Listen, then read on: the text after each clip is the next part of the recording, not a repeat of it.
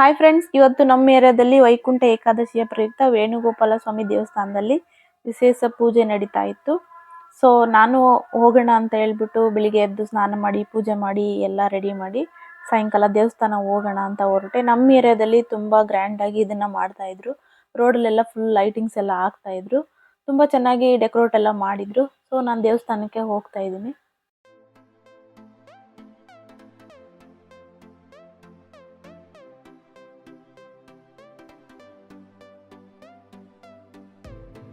ವೈಕುಂಠ ಏಕಾದಶಿ ಅಂದರೆ ಏನು ಅಂದರೆ, ನಮ್ಮ ಹಿಂದೂ ಧರ್ಮದಲ್ಲಿ ಅತ್ಯಂತ ಪವಿತ್ರವಾದ ದಿನ ಇದು.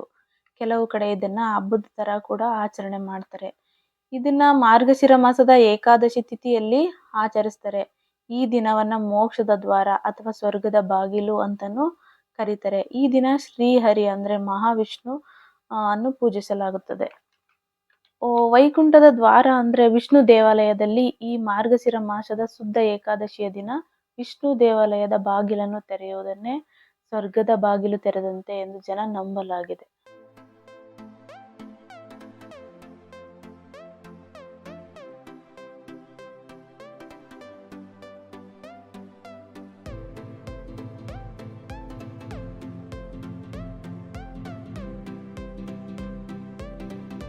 ಫ್ರೆಂಡ್ಸ್, ವೈಕುಂಠ ಏಕಾದಶಿ ನಮ್ಮಲ್ಲಿ ಹೇಗೆ ನಾವು ಆಚರಿಸ್ತೀವಿ ಅಂತ ಹೇಳಿದ್ರೆ, ನಮ್ಮ ಹಿಂದೂ ಧರ್ಮದಲ್ಲಿ ವೈಕುಂಠ ಏಕಾದಶಿ ಎಂದು ಉಪವಾಸ ಮಾಡುವುದು, ವ್ರತ ಮಾಡೋದು ಪೂರ್ವಜರ ಕಾಲದಿಂದಲೂ ನಡೆದು ಬಂದಿದೆ. ಅವರು ಉಪವಾಸ ಮಾಡಿದ್ರೆ ಪಾಪದಿಂದ ಮುಕ್ತರಾಗ್ತೀವಿ, ಪುಣ್ಯ ಸಿಗುತ್ತೆ ಅಂತೆಲ್ಲ ನಂಬಿದ್ರು. ಈಗಿನ ಕಾಲದಲ್ಲಿ ಅದು ಆರೋಗ್ಯ ದೃಷ್ಟಿಯಿಂದನೂ ಒಳ್ಳೆಯದು.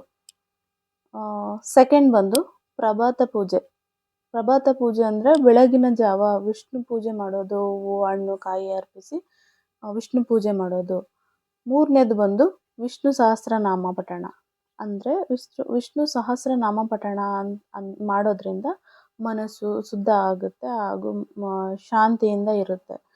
ನಾಲ್ಕನೇದಾಗಿ ವೈಕುಂಠ ದ್ವಾರ ಪ್ರವೇಶ. ವೈಕುಂಠ ದ್ವಾರ ಪ್ರವೇಶ ಅಂದರೆ ಯಾವುದಾದರೂ ಶ್ರೀಹರಿ ದೇವಸ್ಥಾನ ಅಥವಾ ವಿಷ್ಣು ದೇವಸ್ಥಾನಕ್ಕೆ ಹೋಗಿ ದರ್ಶನ ಮಾಡಿ ಬರುವುದು. ಐದನೇದು ರಾತ್ರಿ ಜಾಗರಣೆ. ರಾತ್ರಿ ಜಾಗರಣೆ ಅಂದರೆ ನೈಟು ಭಜನೆ ಮಾಡೋದು, ಪ್ರಾರ್ಥನೆ ಮಾಡೋದು, ಕೀರ್ತನೆ ಹೇಳೋದು ಇತ್ಯಾದಿ.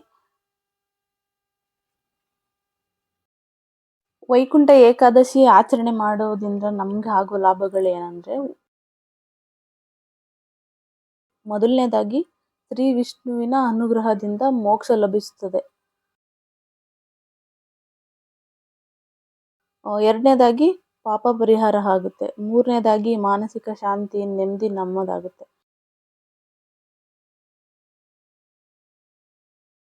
ನಾಲ್ಕನೇದಾಗಿ ದೇಹದ ಆರೋಗ್ಯ. ಉಪವಾಸ ಮಾಡುವುದರಿಂದ ನಮ್ಮ ದೇಹ ಶುದ್ಧವಾಗುತ್ತದೆ.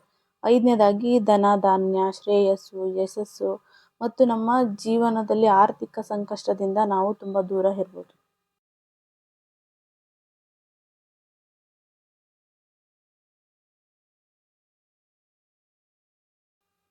ಕೊನೆಯದಾಗಿ ಶ್ರೀಹರಿ ಅಥವಾ ಶ್ರೀ ಮಹಾವಿಷ್ಣುವಿನ ಶರಣಾಗತಿ ಪಡೆಯುವುದೇ ಇದರ ಮುಖ್ಯ ಉದ್ದೇಶ ಆಗಿರುತ್ತೆ.